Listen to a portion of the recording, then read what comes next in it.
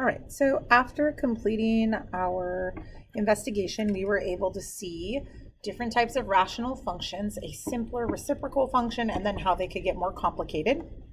And when we looked at those different functions, we could find a pattern in the way that the equation was written and the degrees of the numerator and denominator and what that said about the ends of the function, whether they went to infinity or negative infinity or a certain number.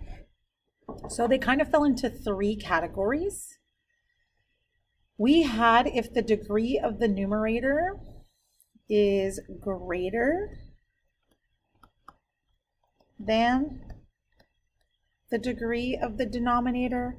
We had when the degree of the numerator is equal to the degree of the denominator, and when we had the degree of the numerator is less than the degree of the denominator.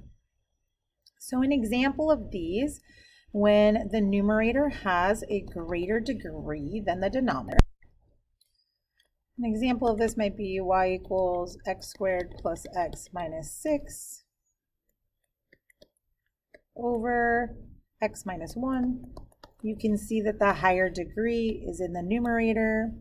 And these were the situations where we saw there was no horizontal asymptote. These ends went towards infinity or negative infinity. And so how is the horizontal asymptote found? There is no horizontal asymptote. And I'm going to write a little note that instead you find the oblique asymptote. And an oblique asymptote doesn't go horizontal. Instead, the ends go towards infinity or negative infinity. It's a different function, maybe a line, maybe a quadratic, that guides the ends of your function since they don't get flat or horizontal. All right, when we look at the next category, the degree of the numerator is equal to the degree of the denominator. Maybe we have something like y equals 3x minus 5 over 2x plus 1, and you can see that they both have an x to the power of 1. We did see that these get flat or horizontal at the ends, and what we should have saw is they get horizontal at a certain number value, and that number value has to do with these lead coefficients here. So because the lead coefficients here were 3 and 2, we would have 3 over 2. And then lastly, when the degree of the numerator is less than the degree of the denominator, maybe you have x minus 1 in the numerator over x squared plus x minus 6, and you can see that your numerator has the smaller degree. Again, these went horizontal, so yes, they had a horizontal asymptote, but in this category, they all ended up being very close to the x-axis because they were all approaching the number 0. So just looking at this function can kind of tell us if we have a horizontal asymptote or not, and sometimes where it is. Now, we have to be able to find a lot of things about a function, and so we're going to go through those things pretty quickly here. I already have descriptions for you, and we'll talk about how to find them. So the first is a vertical asymptote. A vertical asymptote is also called a non-removable discontinuity, and it's a place where the function is undefined. So you can kind of think about what you did previously in this unit with finding restrictions when the denominator was set equal to 0.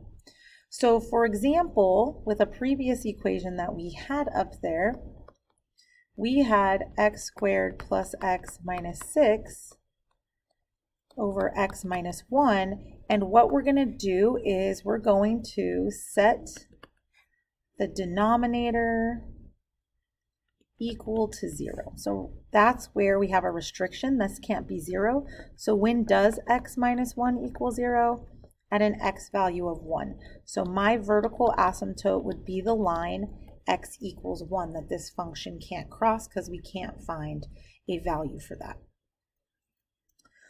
For our horizontal asymptotes, and you'll notice the one below that, oblique asymptotes, they both do the same thing. They find end behavior. So in these cases, you don't have both of these. You have one or the other,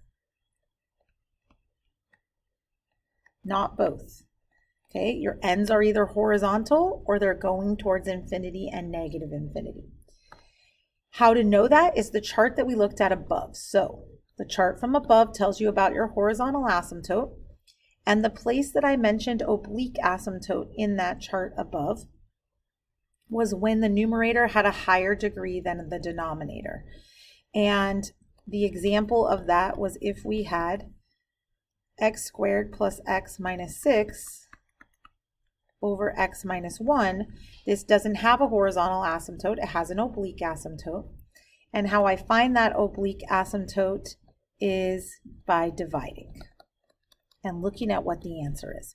So what I mean by that is I'm actually going to divide this out. I'm going to take x squared plus x minus 6 and divide by x minus 1. Since it is x minus 1, I'm going to do synthetic division. So I'm going to set that up and go through this process. And so the answer to the division problem here is x plus 2. And then there's a remainder of -4 that I would put over x minus 1. So if somebody asked me to divide this, that would be the entire answer to the division problem. But when we're looking at end behavior, we're looking super far out on the graph when x gets really, really, really big. So if x gets really, really big right here, it matters because it's going to make a really big number. But when x gets really big right here in this fraction remainder, if you have a really big number in the denominator, that's basically going to make this fraction go towards 0. So when we find the oblique asymptote, we take the answer to the division problem without the remainder. So our oblique asymptote in this case would be y equals x plus 2. And that means that what I know about this function is not very much so far. But if I graphed the line y equals x plus 2, the ends of the function will follow this. So one end of the function kind of looks like this, and one end looks like this, meaning the left side goes to negative infinity at that rate, and the right side goes to positive infinity at that rate. If we flip it over, there are some other important things that we need to know how to find about our function. So one is holes. These are called removable discontinuities because, like vertical asymptotes, they are places in the graph that we can't cross. The removable part kind of gives you a hint into how it works in an equation. So for example, how to find, we're going to look for factors that cancel. If there aren't any factors that cancel, we don't have a hole. So what I mean by this is if we were given the equation y equals x squared minus 2x minus 3 over 2x squared minus x minus 15, we could factor this equation. I can factor the numerator as well as the denominator. And then I would see that there's a factor that cancels and turns this equation into a simpler equation. It just becomes x plus 1 over 2x plus 5. That means the graph of x plus 1 over 2x plus 5 is the same as the graph of x squared minus 2x minus 3 over 2x squared minus x minus 15 because it's just the reduced version of the fraction. And that's true except for one situation. In the original problem, these factors existed, and if we plugged a 3 in for x, it would have made a 0 in the denominator and a 0 in the numerator, and that function would be undefined. If we plug a 3 right now into our new version of this equation, in these spots where there's x, when we plug in 3, we get a 4 in the numerator and an 11 in the denominator. Or sorry, yes, a 4 in the numerator and an 11 in the denominator. So they don't match at that one spot. And that's because originally 3 would make this equation equal to something that's undefined, but now it doesn't. We acknowledge that by making a hole on the graph. So really this original equation, x squared minus 2x minus 3 over 2x squared minus x minus 15, is the same as x plus 1 over 2x plus 5 at every point except for 1, and that's when x is 3.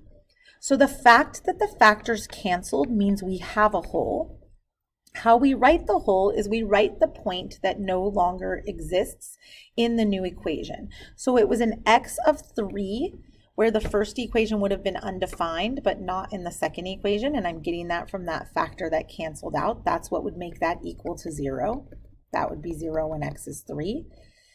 And when I'm graphing this new equation, it's that one place I have to leave out. So in this new equation, when you plug 3 in for x and you do get an answer, and you get 4 over 11, that point is not allowed.